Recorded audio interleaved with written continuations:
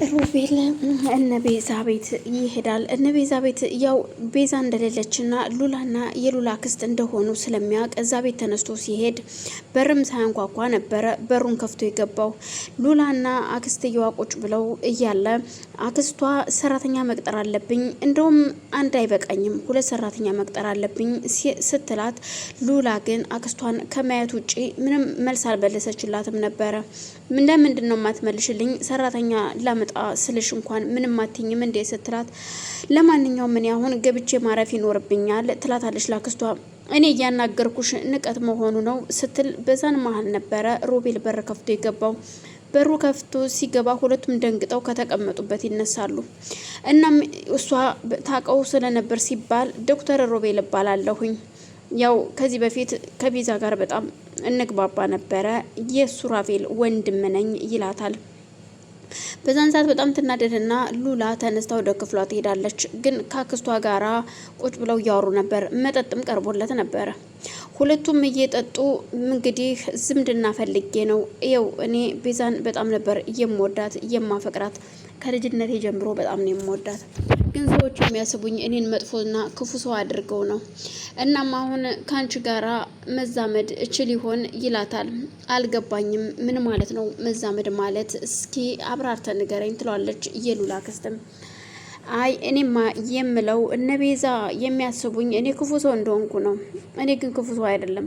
ንብረት የምፈልግ ይመስላችኋል? እኔ ከቤዛ የበለጠ ንብረት ያለኝ ሰው ነኝ። ግን እኔ የምፈልገው ቤዛን ነው። በጣም ነው የምወዳት። ይኸው እስከ ዛሬ ትዳርም ምንም የለኝም፣ እሷን እየጠበቅኩ ነው ይላታል። ስለዚህ ሉላን እባክሽን ሲላት፣ አልገባኝም፣ ሉላን ከጅልሃት ነው ስትለው፣ ያው እንደዛ ማለት ነው ከሆነ ደግሞ ቢሆንና ቢሳካ ብንዛመድ ደስ ይለኛል በዚህ መልኩ ይላታል። አይ ምናልባት ይህንን ነገር እኔ ብቻዬን መወሰን የምችል አይመስለኝም፣ ያው ከእሷ ጋር መነጋገር ይኖርብናል ስትለው፣ በጣም ጥሩ ችግር የለውም፣ ስለዚህ እመጣለሁ ድጋሚ፣ ያው ደግሞ እንደዋወላለን፣ አንቺም በደንብ አስረጃት ንገሪያት ይላታል። አክስትም ምንም ችግር የለውም እናወራበታለን፣ አናግራታለሁ፣ አንተም ግን እየቀረብክ ብታናግራት መልካም ነው። ግን ታውቃለህ ሉላ ስትለው፣ ያው ሉላ እርጉዝ እንደሆነች አውቃለሁ፣ ነፍሰ ጡር ነች። እሷ እሽት በለኝ እንጂ ችግር የለም ስለ ልጁ ምንም ችግር የለብኝም ይላታል።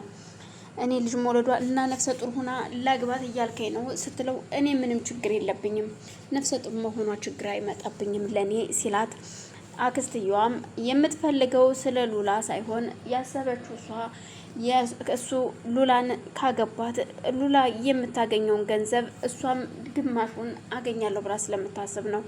እዚህ ጋር የቤዛን ንብረት ከወሰድኩኝ ድጋሚ ዛኛው ጋም ገንዘብ ካገኘው ሀብታም እሆናለሁ ብላ አስባለች።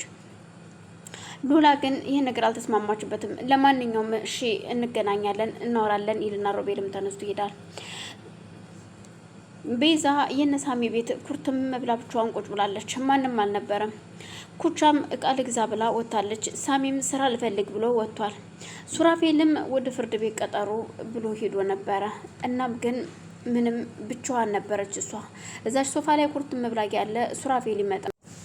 እናም ሱራፌል ከፍርድ ቤት ውሎ በኋላ ሲመለስ ቤት ሲገባ ብቻዋን ሲያገኛት፣ ቤዝ ምን ነው ብቻሽን ነሽ እንዴ ሲላት፣ አዎ ሳሚም ስራ ልፈልግ ብሎ ወጣ፣ ያው ኩቻም ደግሞ የሆነ እቃ ገዛዝቼ ልምጣ ብላ ወደ ገበያ ወጥታለች። ስለዚህ እኔ ብቻዬን ነኝ፣ አላቅም እነዚህን ሰዎች ግን ሳናስቸግራችሁ አንቀርም ሱሪ ስትለው፣ አዎ ይገባኛል ሳናስቸግር አንቀርም፣ ትክክል ነሽ። ታዲያ ምን ላድርግ ቤዝ? አሁን እኮ ሳሚ ነው እኮ እምቢ ያለኝ ሲላት፣ አሁን እነሱማ እምቢ ብለዋል፣ ግን ምንም ቢሆን ግን የሆነ ስራ መጀመር ያለብኝ ይመስለኛል ይላታል። ምን ስራ ትጀምር? ምክንያቱም ከታች መነሳት እንችላለን እኮ እንደገና እንነሳለን። ቤዝ ምን ሆነሽ ነው ሲላት፣ እኮ እንዴት ነው የምንነሳው? እኔ በዝቹ ያለችን አንድና አንድ ቀሪ ንብረት መኪና ነች አይደለ? በዝች መኪና ራይድ መስራት እችላለሁ ይላታል። ግን ያንን ራይድ መስራቱን ለማስቀየስም ይሁን ቆይ ግን ሱሬ ለምንድን ነው ቤት ተከራይተን የማንወጣው ስትለው፣ አይ ይልሽ የጠየኩሽን መልሽልኝ ያልኩሽ፣ ይኸውልህ ከዚህ ቤት ላይ አሁን ከነሱ ላይ ተደርበን ያለ ነው፣ ግን ደግሞ እዩልህ ሱራፌል፣ እኛ የሆነ የራሳችን ነገር ከታች እንነሳ ብለን ካሰብን ሳሚ ወደ አንተ ትራንስፌር ያደረገልን ገንዘብ መልሰ ትራንስፌር አድርግለትና በግሉ የሆነ ቢዝነስ ይጀምር፣ ለምን ተቀጥሮ ይሰራል ትለዋለች። በቃ እሺ ካለኝ እኔም እንደዛ ነው ያሰብኩትኝ። ገንዘቡን መልሼ ወደ እሱ ልላክለትና የሆነ ነገር መስራት እንዳለበት እየተሰማኝ ነው እኔም።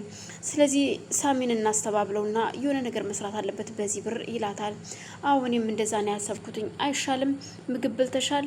አዎ ቅድም እኮ ኩቻ ሰርታ በላሁኝ፣ ያው እንዳንተ ባይሆንም ስትለው የኔ ቆንጆ አይዞሽ፣ አታስቢ፣ ነገ የተሻለ ነው ቤዝ እባክሽን ሲላት፣ እሺ የፍርድ ቤት ቀጠሮ እንዴት ነበረ?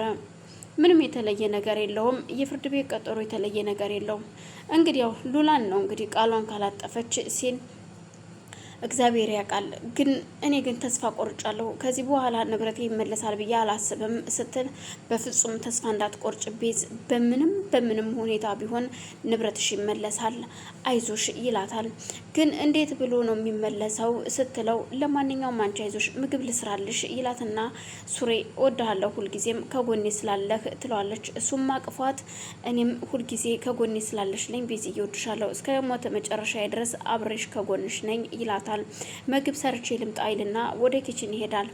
በዛን ሰዓት ሳሚ ሉላን አግኝቷት ነበረና ማናገር ያለባቸውን ለማውራት ነበር የተገናኙት ለፍርድ ቤት ቀጠሮ ለመሄድ።